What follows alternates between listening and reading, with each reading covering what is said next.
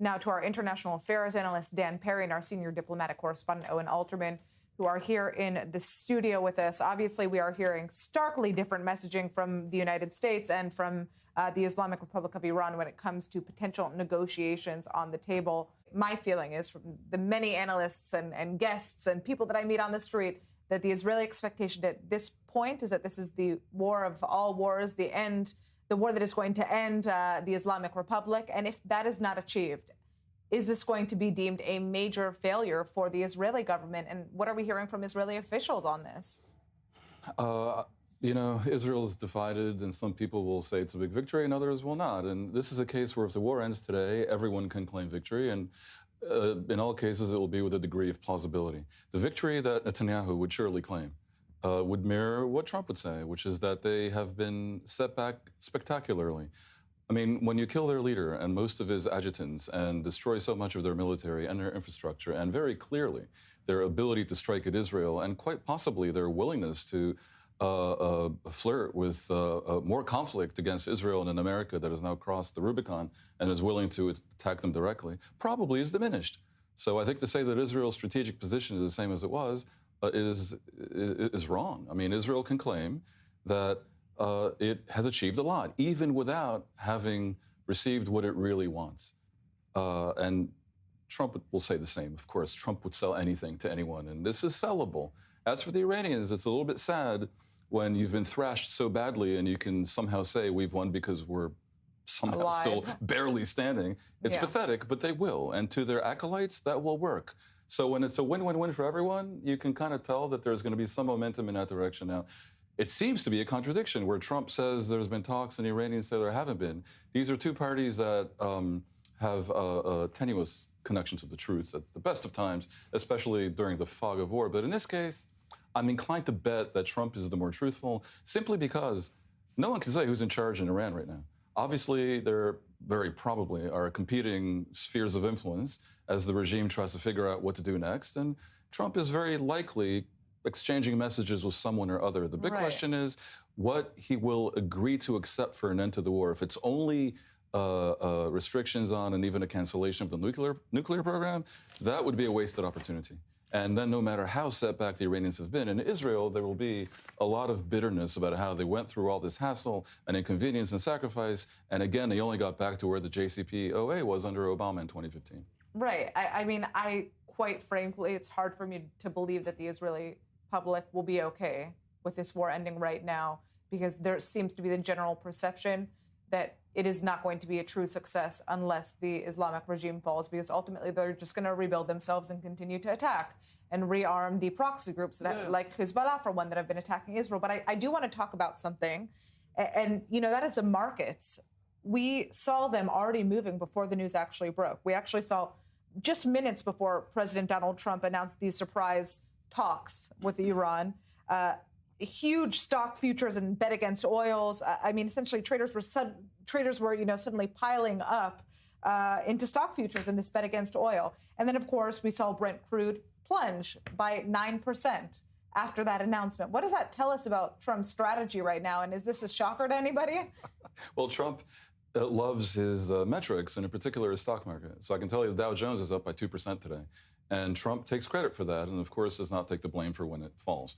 I think Trump is very happy that if oil comes down a little bit, which it probably will, if the war ends, and if the market is buoyed. But does this point to the idea that perhaps, that was one of the goals here? Maybe this was just about, playing with the market a little bit, easing the pressure when it comes to the prices of oil, and then going back to, square one, Natasha, continuing this war. I think anyone who tells you they know why Trump did something is a charlatan. What is clear is that Trump wants to emerge a winner and not a loser. If he can build a narrative where that is plausible in the least, then there's a chance that he would do it. And certainly he looks like a winner in his own eyes and much of his base if the metrics go in the right direction, even temporarily. And by the way, we were betting on everything these days.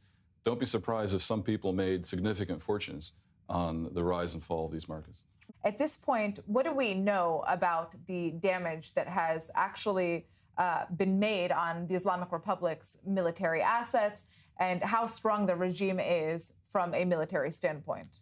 Look, in terms of damage numbers, Natasha, I think we can recite them in our sleep, right? 90% of the launches, decline in the launches, what, 80, 90% of the missile launchers destroyed, B-2 bombers used to try to get at those underground storage facilities for ballistic missiles. So according to the press conferences, a lot of damage has been done. Of course, the two questions that remain are, number one, how much is left? What is the number that was started with, and how much damage can that still cause? And the most important question, the day after this war, assuming the regime is still in place, how long will it take for Iran to rebuild? We heard after the June war that it would take, 2 years, according to the intelligence assessments, for the Iranians to rebuild? It wasn't 2 years. It was much less. Now, much more damage has been done. We've heard from Benjamin Netanyahu in his appearances before the camera that Israel struck much more at the defense industrial complex in Iran, not just at the facilities to make the missiles, but the facilities that made the parts, implying that it will take a lot more time and be a lot more expensive for the Iranians to rebuild. That's going to be the big question. Right. The IDF now says that it's destroyed or at least disabled around 330 of Iran's 470 missile launchers. It certainly feels, throughout the wars that we've seen since October 7th, especially after the last 12-day war in June, that the so-called existential threat had been eliminated from Iran. That was at least the messaging that Israelis heard from the government. At this point, obviously, it is certainly welcomed, this decrease we're seeing in missile launches. But do you think the Israeli public is going to be satisfied with the war ending at this point? Some will, some won't.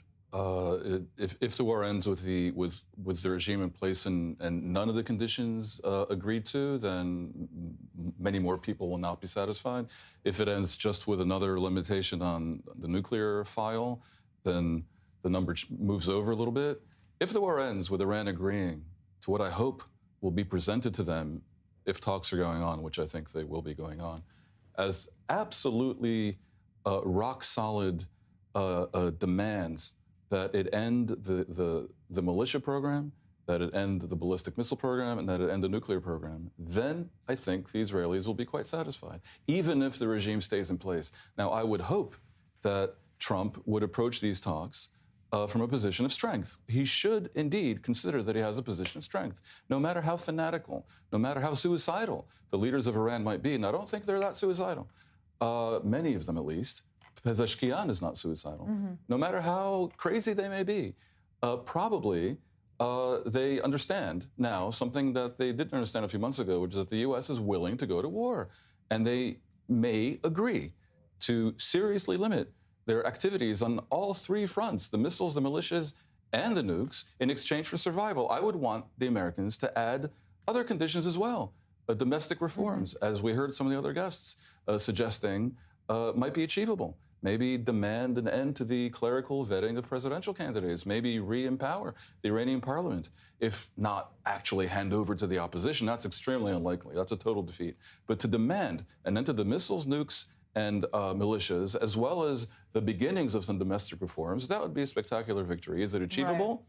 Right. I fear Trump may not have the staying power. Going back to what Dan was saying before, look, I think beyond the bullet points of what the agreement looks like, there's this phrase in Hebrew, it's almost untranslatable to English, tmunat nitzachon, the picture of victory, the emotional sense that your side has come out on top. And that, I agree with you, Natasha, is what's going to be missing. But I think we have to distinguish between whether the public will be satisfied with the results versus what the public expected from the results. I think, especially in a post-October 7th world, this is a public that doesn't necessarily expect to be satisfied, which is why I think this will not necessarily change the way Israelis look at their country, at their own security, at their own lives, and at their politics, and for that matter, at their prime minister. I respectfully have to disagree. I think the picture of victory already exists, and that is the assassination of Khamenei and so many of his adjutants.